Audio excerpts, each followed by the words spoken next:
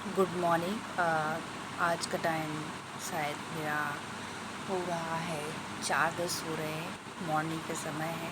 तो आज मैंने सोचा कि कुछ न्यूज़पेपर का वीडियो बनाऊं और कुछ जानकारी अपने इस देश में क्या हो रहा है तो इस देश की जानकारी देना मेरा कुछ कर्तव्य बनता है। तो आज तमिलनाडु में जो अभिनेता विजय की जो रैली में भगदड़ हुई, 38 की मौत हो चुकी है। और इसमें क्या थे, इनकी गृह मंत्रालय ने मांगी एक रिपोर्ट मांगी है। और यहाँ बात करेंगे, पाकिस्तान जासूस के संपर्क में थे सोनम वांगचुक डीजीपी। और पाकिस्तान को एक और सबक सिखाने का समय। यहाँ बात करेंगी बरेली की मौलाना तौफीक रजा गिरफ्तार हुए और स्वदेशी 5G सेवा देने वाला 5वां देश बना भारत। इसमें बात करेंगे कि 10 साल पहले प्रधानमंत्री नरेंद्र मोदी ने जिस आत्मनिर्भर भारत अभियान की शुरुआत की थी, उससे बड़े सकारात्मक परिणाम अब साफ दिखने लगे हैं। इस अभियान की मदद से टेलीकॉम सेक्टर की सार्वजनिक कंपनी BSNL ने पूरी तरह से स्वदेशी 5G तकनीकी विकसित कर ली है। इस तकनीकी के स्थापित 4G नेटवर्क की शुरुआत प्रधानमंत्री नरेंद्र मोदी जी ने शनिवार को उड़ीसा के झारसुगुड़ा से की है। और अब एक तक 2G और 3G और 4G सेवा की तकनीकी के लिए भारत विदेश पर निर्भर था। लॉन्चिंग मौके पर प्रधानमंत्री ने कहा है कि भारतीय कंपनी ने भारत को दुनिया की उन 5 देशों की सूची में ला खड़ा किया है जिनके पास 4G सेवा शुरू करने की पूरी तरह से स्वदेशी तकनीकी है। इन देशों में चीन, स्वीडन, दक्षिण कोरिया, डेनमार्क शामिल हैं। सभी टेलीकॉम बात करेंगे सेक्टर के लिए पूरी तरह से आयात पर निर्भर रहने वाला भारत अब दुनिया के अन्य देशों की 4G नेटवर्क तकनीकी ने इससे जुड़े हुए उपकरणों का निर्यात करेंगे और स्वदेशी 4G नेटवर्क में इस्तेमाल होने वाली सॉफ्टवेयर से लेकर हार्डवेयर तक पूरी तरह से देश में निर्भर। रेडियो एक्सेस नेटवर्क रैन सरकार की, इसमें हम बात करेंगे काफ़ी ये बात करेंगे स्वदेशी 4G की सेवा देने वाला 5वां देश बना भारत। ये बहुत इम्पोर्टेंट है स्टूडेंट के लिए। पानी के छिड़काव से नहीं होगा धूल से होने वाले प्रदूषण का समाधान। वेरी गुड न्यूज़ है, ये सही बताया है। और फ्लाईओवर का काम 4 माह देरी से पूरे हुआ है, लागत बड़ी है।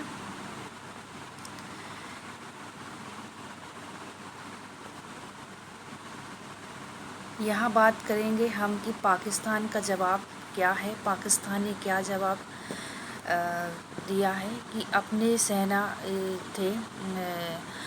सेना अध्यक्ष आसिम सुनीर के साथ जो अमेरिका के राष्ट्रपति से मुलाकात करने के बाद पाकिस्तान प्रधानमंत्री शहबाज शरीफ ने संयुक्त राष्ट्र में भारत के खिलाफ जो विषय वमन किया वो उसका जवाब देना ज़रूरी था। यह अच्छा हुआ कि संयुक्त राष्ट्र में भारत के प्रतिनिधित्व ने पाकिस्तान की उसी भाषा को जवाब दिया जो उसे समझ में आती है। पाकिस्तान के शर्मसार करते हुए यह रेखांकित करना अनिवार्य था कि वह शांति का ढोंग करते हुए अपने दगदार की बात करेंगे। ये सही है, अच्छा किया है। अमेरिका सतर्क रहने का समय।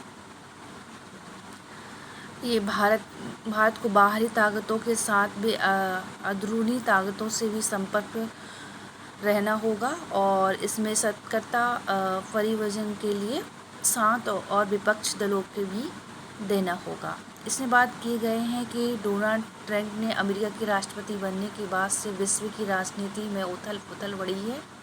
एक समय से जो अमेरिका आतंकवाद को पनाह देने वाले पाकिस्तान के प्रति कड़ाई बर्ताव था, आज उसकी पीठ में थपथपा रहा है। अपने पिछले कार्यकाल में ट्रंप ने पाकिस्तान को आतंकियों में शरण देने और अमेरिका को धोखा देने वाला कहा था, पर अब वे उसकी पैरवी कर रहे हैं और भारत की न केवल उपेक्षा कर रहे हैं बल्कि उसके हितों के खिलाफ काम भी कर रहे हैं। ट्रंप ने ऑपरेशन सिंदूर के बाद से ही भारत विरोधी रवैया अपना रखा है। पहले उन्होंने पाकिस्तान के खिलाफ भारत की सैन्य कार्रवाई पर यह कहा है कि उन्होंने दोनों देशों के बीच युद्ध रोकने का काम किया और फिर भारतीय हितों के खिलाफ काम करने में जुट गया है। भारत के पहलगांव के जिस आतंकी हमले के जवाब में पाकिस्तान के खिलाफ सैन्य कार्रवाई की थी, उसमें 26 लोगों की उनका मजहब पूछकर मारा जाना महज एक बर्बर और आतंकी हमला नहीं था। यह भारत की अशांति में झोंकने की एक बड़ी साजिश थी। इस आतंकी हमले के एक हफ्ते के अंदर ट्रंप और परिवार की कंपनी ने ही पाकिस्तान से कैप्टिव करेंसी का समझौता किया। ऑपरेशन सिंदूर के बाद उन्होंने पाकिस्तानी सेना और प्रमुख असीम मुनीर को अमेरिका बुलाकर उनकी प्रशंसा के पुल बांधे। वे यह भूल गए कि पाकिस्तानी सेना ने 9/11 हमले की साजिश रचने वाले अल-कायदा सरगना लादने की शरण दे रखी थी। उन्होंने यह भी भुला दिया है कि पाकिस्तान ने किस तरह अफगानिस्तान में अमेरिका सेनाओं के खिलाफ काम किया है और उसने पैसे लेकर तालिबान की मदद की है। गत दिनों ट्रंप ने असीम मुनीर के साथ पाकिस्तान प्रधानमंत्री शहबाज शरीफ की भी अवगत की। उन्होंने दोनों को ग्रेट बताया और वह भी इन खबरों के बीच पाकिस्तानी सेना ने किस तरह अपने निर्दोष लोगों को बम बरसाया। ट्रंप राष्ट्रपति बनने के बाद से अमेरिका के आगे अन्य किसी देश को कुछ नहीं समझ रहे हैं। उनका रवैया यह बताता है कि वो अमेरिका के समक्ष और अन्य किसी देश की सख्त होते हुए नहीं देखना चाहते हैं। वे चीन के प्रति इसलिए हमलावर है क्योंकि वह कई देशों में अपने प्रभाव में ले चुका है और अमेरिका के खिलाफ एक धुरी बन गया है। और चूंकि भारत भी पिछले कुछ वर्षों में अंतर्राष्ट्रीय कद बढ़ा है, इसलिए ट्रंप उसे भी एक चुनौती के रूप में देख रहे हैं। ऐसा लगता है कि चीन के बाद भारत उभर और प्रधानमंत्री मोदी के वैश्व नेता की छवि और भारत की आत्मनिर्भरता बनाने की उनकी मुहिम ट्रंप के साथ अमेरिका डीप स्टेट के लिए चिंता का विषय बन गई है। अमेरिका ट्रंप स्टेशन के लिए यह जरूरत नहीं है कि उसके राष्ट्रपति का सोच उसमें मेल खाता हो। वो अपने एजेंडा के हिसाब से काम करता ही रहता है। वह जिस देश के ओहर को अपने लिए चुनौती मानता है उसके समक्ष परेशानियां खड़ी करता है और कई बार इसकी शुरुआत उसके पड़ोसी देशों में प्रतिकूल वातावरण बनाकर की जाती है। इसे अनदेखी न किया जाए कि भारत के पड़ोस में पहले बांग्लादेश को अस्थिर किया गया है और नई दिल्ली से मित्रवत और संबंध रखने वाले शेख हसीना को सत्ता से बाहर किया गया है और फिर नेपाल में भी अशांति पैदा की गई है। दोनों ही देशों घटनाक्रम के पीछे विदेश ताकतों का हाथ देखा गया है। यह भी उल्लेखनीय है कि हाल ही में अमेरिका यात्रा के दौरान बांग्लादेश के आंतरिक और शासक मोहम्मद यूनुस ने भारत के हावी अमेरिका राजदूत साजिद गौर से संपर्क की सर्किल करने की आवश्यकता जताई है। भारत चुनने वाले बयान दिए वे तो अपने यहाँ के अल्पसंख्यक पर ही रहे हैं, अत्याचारों की अनदेखी कर रहे हैं। अमेरिका भी इन अत्याचारों को रोकने के लिए कुछ नहीं कर रहा है। यूनुस और उस पाकिस्तान से भी दोस्ती बढ़ रही है जिसने एक समय बांग्लादेश में कहर ढाया था। ट्रंप और रवैया इसलिए भारत की चिंता बढ़ाने वाला है क्योंकि उन्होंने भारतीय वस्तुओं पर 50% टैरिफ थोपने के बाद उसे H-1 वीज़ा फीस भी अप्रत्याशित वृद्धि कर दी है। उसके सबसे अधिक लाभार्थी भारतीय पेशेवर हैं। इसके अलावा ट्रंप ने ईरान के जवाहर बंदरगाह में भारत के लिए मुसीबत खड़ी करने का भी काम किया है। मौजूद स्थिति में भारत की तब तक ट्रम्प संपर्क में रहना होगा जब तक वे अपना रवैया नहीं बदलते हैं। शायद प्रधानमंत्री मोदी ये समझ गए हैं कि उथल-पुथल से भरे दौर में भारत को अपने बुलबुले ही आगे बढ़ाना होगा, इसलिए वे दूसरे देश पर निर्भरताओं को सबसे बड़ी समस्या कह रहे हैं और स्वदेशी और आत्मनिर्भरता पर लगातार जोर दे रहे हैं। इसके साथ ही इसके लिए प्रयत्न कर रहे हैं कि भारत 2047 तक विकसित राष्ट्र बने। नेपाल की घटनाओं के बाद कुछ विपक्ष दल भारत में भी वैसी ही स्थितियों पैदा होने की आशंका जता रहे हैं, वोट चोरी की तुल दे रहे हैं। राहुल गांधी ने हाल में कहा है कि भारत की जैन जी संविधान की रक्षा करेंगे। पिछले दिनों लेह में जो भी हुआ उसने इसलिए हैरान किया है क्योंकि लद्दाख के लिए जिन मांगों को लेकर सोनम और वांगचू आंदोलन कर रहे थे, उन पर गृह मंत्रालय के साथ बर्ताव होना तय हो गया था। इस हिंसा को नेपाल की जैन जी जैसी हिंसा बताने के साथ यह भी कहा गया है कि ये युवाओं के आक्रोश का नतीजा थी। ऐसी बातें भारत में आस्था पैदा करने की कोशिश करने वाली ताकतों का दुस्साहस बढ़ाने और देश के आत्मनिर्भरता बनाने प्रत्याशी को बाधित करने वाली है।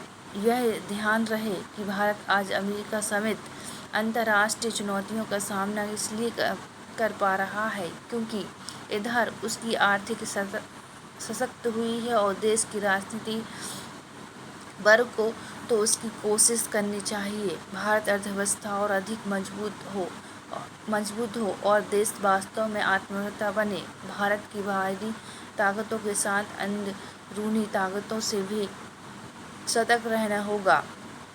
इस सतर्कता का परिचय जनता के साथ विपक्ष दलों की देना होगा क्योंकि यदि किसी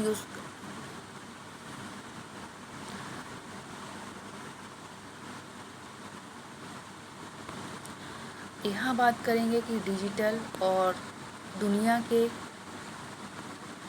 बेलगाम ठग। इसमें बात किया गया है कि हंसने की चाह ने कितना मुझे रुलाया है क्योंकि हमदर्द नहीं दर्द मेरा साया है। ये तो फिल्मी गानों के बोल पर इसके अंदर बहुत बड़ा फलसफा छिपा है। आज का ज़माना डिजिटल हो गया है और आज इंसान हर काम डिजिटल तरीक़ों से कर रहा है।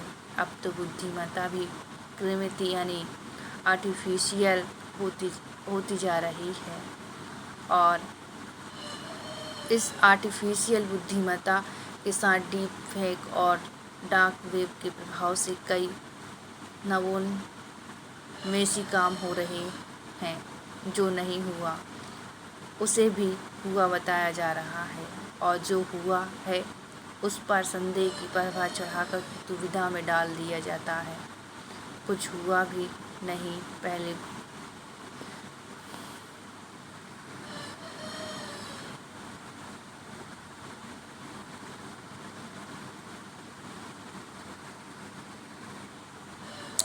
कांग्रेस को परेशान करने वाले प्रश्न ये तो कांग्रेस जी ही बताएंगे। होटलों भी मिलने लगा है जीएसटी कटौती का लाभ। अच्छा रहा।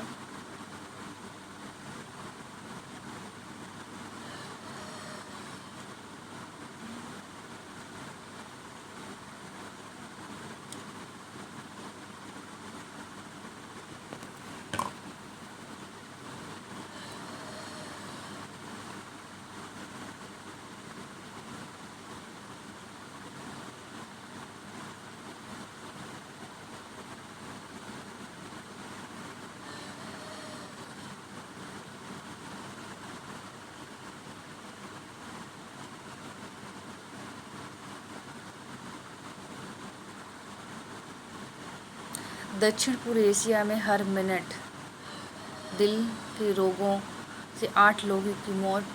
WHO दक्षिण और पूर्व एशिया में हर मिनट दिल के रोगों से 8 लोगों की मौत हो चुकी है।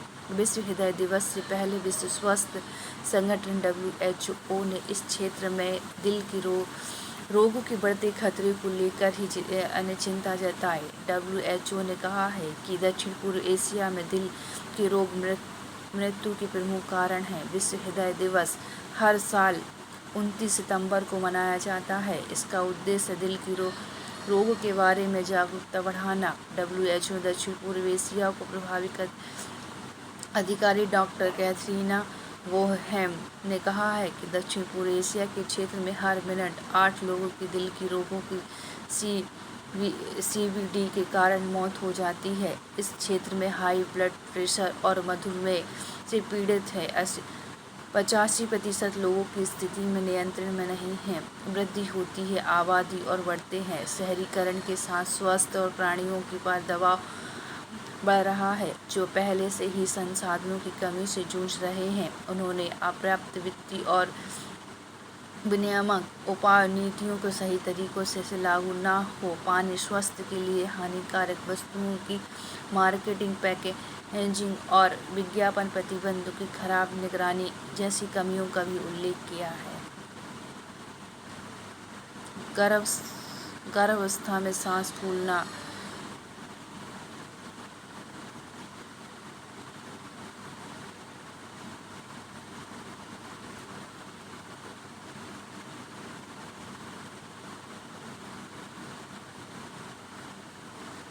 पिता निराश हुए थे जब ब्लड के लिए नहीं मिला था। अवार्ड रानी मुखर्जी।